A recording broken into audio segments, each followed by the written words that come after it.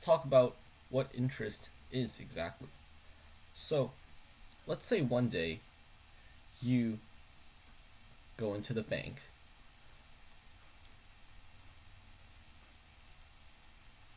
and you're going to put some money into here. Now, why should you put money into the bank? Well, the bank gives you some benefits, and namely the interest. So, interest is an amount of money that's given to you based off of how much money you have in the bank. So, let's say I have $100 in the bank right now, and my interest rate, let's say, was 5%. Then 1 year later, I'm going to have $5 extra, so I'm going to have $105 inside my bank. Okay, so now that we know what interest is, let's talk about how interest adds up over the years. So interest comes in an exact rate as a percentage. The interest rate. This is usually given to you in the question, and it usually like something 2%, 5%, or 10%. For this example, we'll use 5%. So that means that every year you're going to get 5% extra of what you already had stored in the bank. So if you had $100 in the first year, then by the end of the first year, you will have $105 because you've put in $100 and you're getting 5% of that as interest. So that's the 0th year. This is 1 year. How much would you have by 2 years then? You might say $110, but remember, interest acts on the amount stored. So the 5% is actually going to have to come from the 105. So that means that after 2 years, the interest rate would actually be 5% of 105 plus 105, which is going to be 110.25. In general, we can represent compound interest using this formula. If the starting value is called PV, so present value, and the future value, let's say in the future, is called FV, then we have the relationship FV is equal to PV times 1 plus, and if the interest rate, let's say, was R%, so R% interest rate, then it would be 1 plus R over 100 to the power of n, where n is the number of years.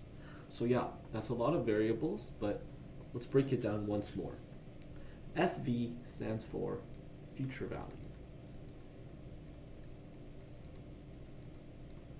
PV stands for present value. R is the interest rate.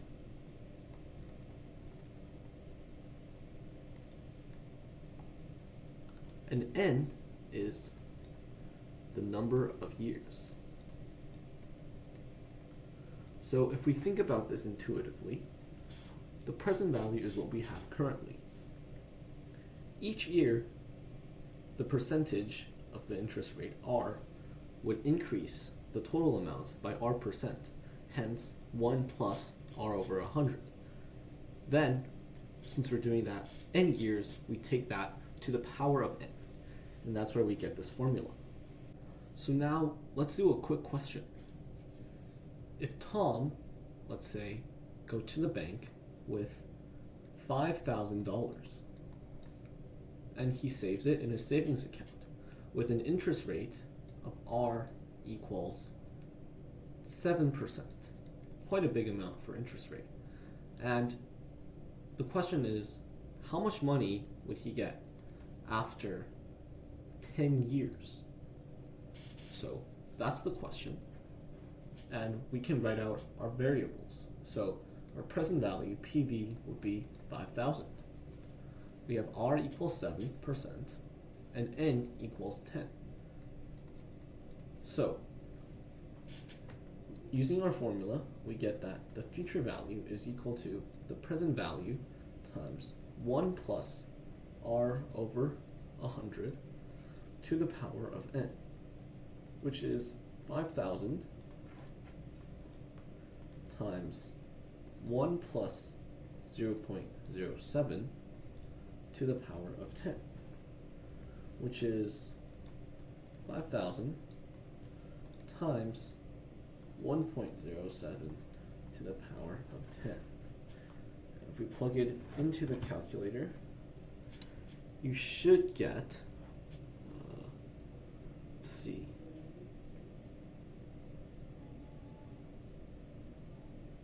you should get 9,835.76 rounding up. So that's how you do a question with compound interest. Now, what if the interest wasn't to be compounded annually? Instead, it's going to be compounded k times. So that k is the period of interest. Basically, it's saying how much is the interest going to compound in 1 year. So sometimes when they say seasonal interest, that means it's going to compound every season. And we know there's 4 seasons in a year, so therefore k equals 4. So let's do that same question where Tom goes to the bank with $5,000. Interest rate is still equal to 7%. And we're going to see how much he has after 10 years. But this time, we're going to use k equals 4 for a seasonal interest rate, where it's going to compound 4 times a year. Now, how do we calculate how much he gets when the interest is compounded seasonally? So, the formula is on the formula sheet, but I'll write it out for you. So, we have the future value equals the present value times 1 plus r over 100k to the power of n times k. Now, this formula, it might seem really big, but once we break it down, it'll make a lot more sense. And you can see that this actually looks very familiar with the last formula. This time, we just divided an extra k here and multiplied it in the exponent. So how does this make sense? Well, when we're compounding r% per year, that's r%, and we're going to compound it k times.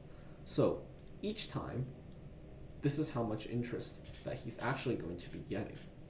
And then we have to multiply by 4 in the exponent, because instead of just compounding in years, or in times in n years, we're actually going to compound 4 n times in n years, because we're compounding 4 times per year. So if we plug in the formula here, we're going to get 5,000 times 1 plus 7 over 400 to the power of 40. So once again, we can plug that into our calculator, and you should get a value of $10,007.99. Once again, rounding up. Now you can see this was actually larger than when we just compounded annually. In general, the greater k is, the more that you're actually going to get.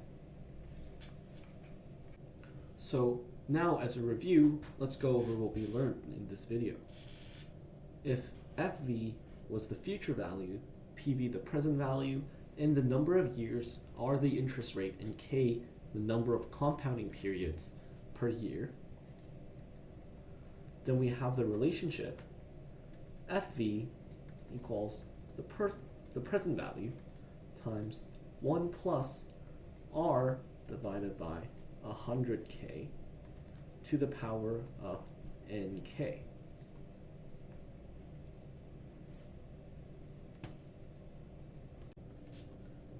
So FV equals PV times 1 plus R over 100K to the power of NK.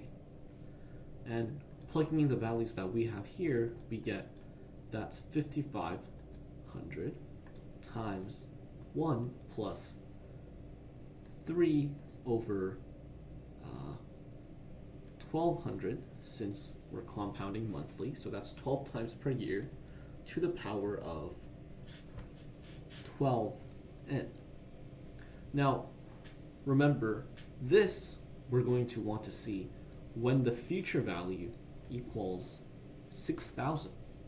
So that's going to be our future value. Now, we can rearrange things, and we will get that 1 plus 3 over 1,200 to the power of 12n is equal to 55, or 6,000 divided by 5,500. And if we represent that using decimals, we should get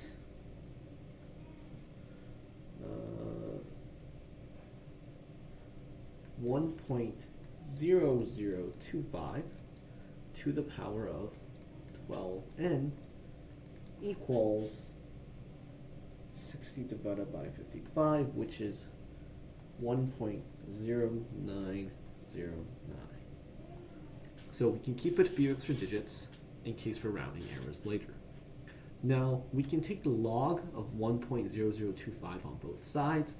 We get 12n equals log 1.0025 1.0909, which if you plug into your calculator, you should get 0.0909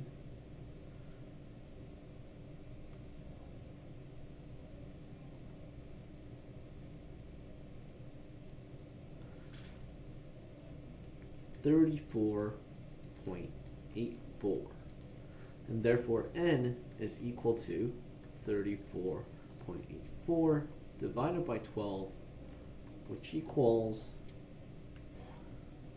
around 2.9 years.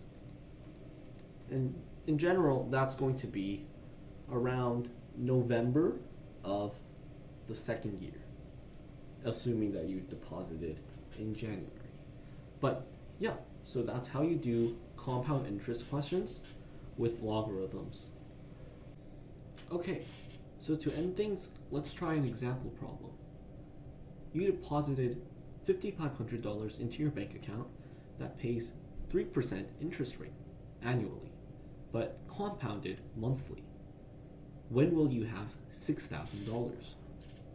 So, first of all, let's write out the equation for this problem. PV